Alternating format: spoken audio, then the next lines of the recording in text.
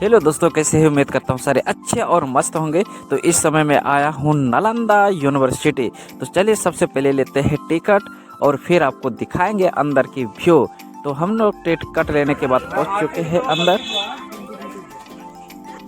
तो दोस्तों मैं इस समय उपस्थित हूँ नालंदा यूनिवर्सिटी में, जो विश्व का सर्वप्रथम आवासीय विश्वविद्यालय था और जो अभी खंडर के रूप में तब्दील हो चुका है। यहाँ पे मध्य एशिया के लोग पढ़ने आते थे, देश विदेशों से आते थे।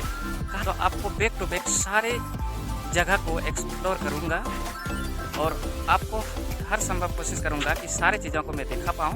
तो आप वीडियो के अंत तक बने रहें। तो फ्रेंड आपको बता दो कि यहाँ टिकट का जो कॉस्ट प्राइस है वह इंडियन लोगों के लिए 40 रुपये और जो फॉरेनर विजिटर है उनके लिए 200 रुपये रखा गया है। और जैसे ही आप टिकट लेके अंदर प्रवेश करते हैं तो आपके लेफ्ट साइड में कुछ फोटोग्राफ दिखाई देंगे और ये फोटोग्राफ में उस सारी चीज़ों को बताया गया कि खुदाई से पहले ये साइट किस रूप में दिखता था। तो दोस्तों फिलहाल हम लोग अंदर प्रवेश कर चुके हैं और अंदर की कुछ व्यू इस प्रकार है। तो दोस्तों ये नालंदा यूनिवर्सिटी का व्यू है, जो मैं एक एक करके सारे टेम्पल को दिखाने वाला हूँ।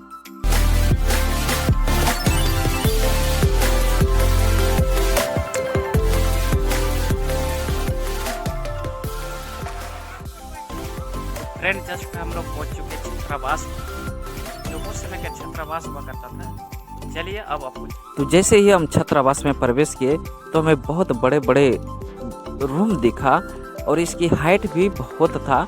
और यहाँ पे ये जो आप ईंटों को देख पा रहे होंगे, कहीं ईंट जला हुआ और कहीं पिघला हुआ दिखाई पड़ रहा है। शायद इस भाग में भी आग लगा होगा। और जैसे यहाँ के लोगों द्वारा पता चला कि ये छात्रावास हुआ करता था जहाँ पे स्टूडेंट रुक के पढ़ते थे और ये भी अद्भुत नज़ारे थे, क्योंकि इसका जो उस समय की कारीगरी था बहुत ही शानदार था। और यहाँ पे देखिए कुछ शिला है और ये शायद कुछ यहाँ पे बैठ के लेक्चर उक्चर हुआ करता था, जैसे कि लोगों से पता चला है। और इसके जस्ट बगल में एक कुआं है। तो इस छात्रावास में मुझे सिर्फ एक कुआं ही दिखाई दिया है और ये कुएं के अंदर पानी तो नहीं। उस समय का देखो छत किस तरह से राउंड शेप में बनाया जाता था।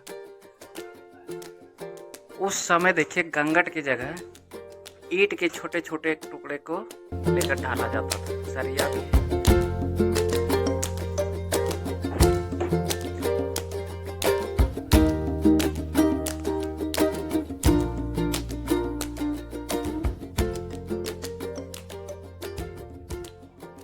जैसे ही हम लोग छात्रावास से बाहर निकले तो यहाँ एक शानदार मंदिर दिखा और ये मंदिर 3 लेयर में बना हुआ था, जो कि कहा जाता अलग अलग शासन काल में अलग अलग मंदिर थे। और ये देखिए विजिटर लोगों की हुजूम।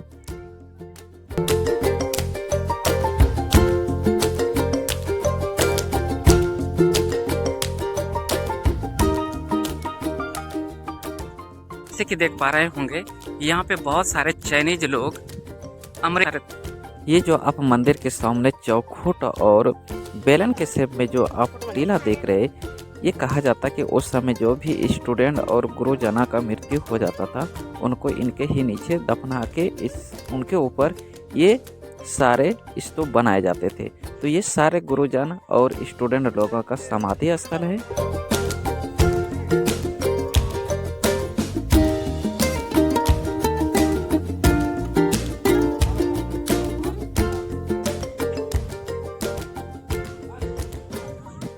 तो दोस्तों हम आ गए उस जगह जहाँ पे उस समय भोजन पकता था और सारे बच्चे मिलकर भोजन को करते थे। और यानी आज की भाषा में बोले तो भोजनालय। तो यहीं पे भोजन पकता था, जो कि हम आपको यहाँ पे दिखा रहे। चूल्हा उस समय का ये गजब का टेक्नोलॉजी हुआ करता था।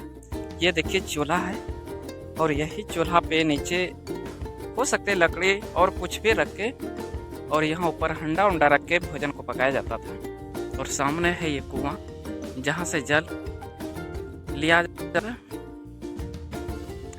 और चलिए अब ले जाते हैं दूसरे साइड।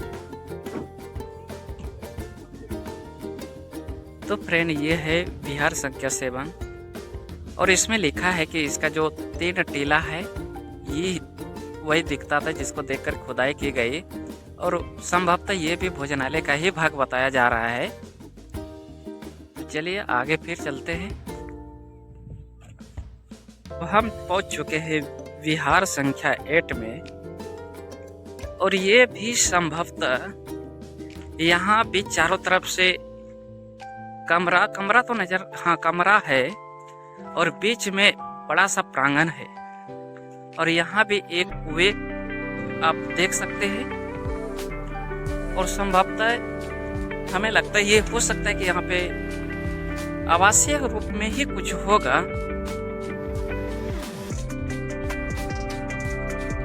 और ये कुआं की गहराई,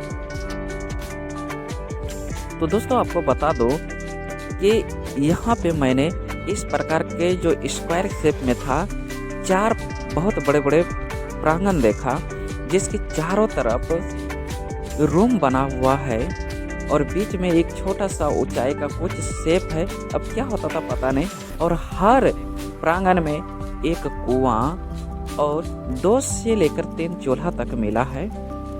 हो सकता है कि उस समय यहाँ पे जितना भी स्टूडेंट रहते थे उन लोगों के लिए भोजन तैयार होता था, और यहीं पे उनको भोजन कराया जाता होगा। और आप देख सकते हैं कि पहले किसी तरह से मिट्टी भरा हुआ था, और उसके बाद यहाँ से मिट्टी निकालने के बाद ही ये सारे साइड के बारे में पता चला है। तो आप ट्रॉली देख रहे हैं, ये ट्रॉली उस समय मिट्टी निकालने के लिए यूज किया जाता था। जब इसकी खुदाई चल रहा था उस समय इसी ट्रॉली की मदद से सारे मिट्टी को बाहर निकाला जाता है। तो हम लोग आ चुके हैं टेम्पल नंबर 13, और ये सामने है टेम्पल नंबर 13। तो चलिए चलते हैं ऊपर।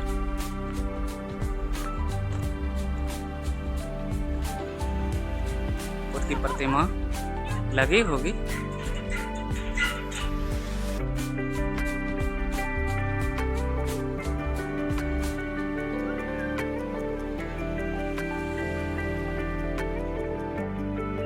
दोस्तों ये है टेम्पल नंबर 12।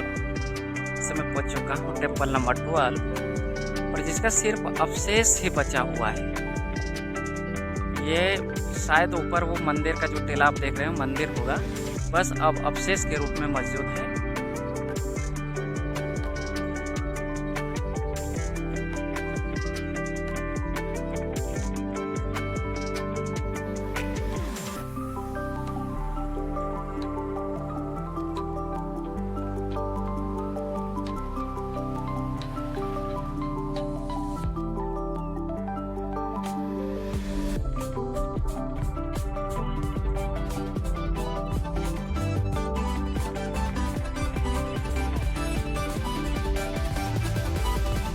सारे खुदाई के समय निकाली गई शिला है, जो कि नक्काशी किया हुआ, अलग अलग नक्काशी, ये इतने सारे शिला है। तो मैं पहुंच चुका हूँ बौद्ध मंदिर, और जिसे सराय टीला के नाम से भी जानते हैं। ये सामने जो टीला है सराय टीला, सराय टीला में यही बौद्ध मंदिर है। तो दोस्तों ये वीडियो आपको कैसा लगा हमें कमेंट बॉक्स में ज़रूर अपनी राय लिखिएगा। तो फिर मिलेंगे इसी तरह एक नए वीडियो के साथ। जय हिंद, जय बिहार।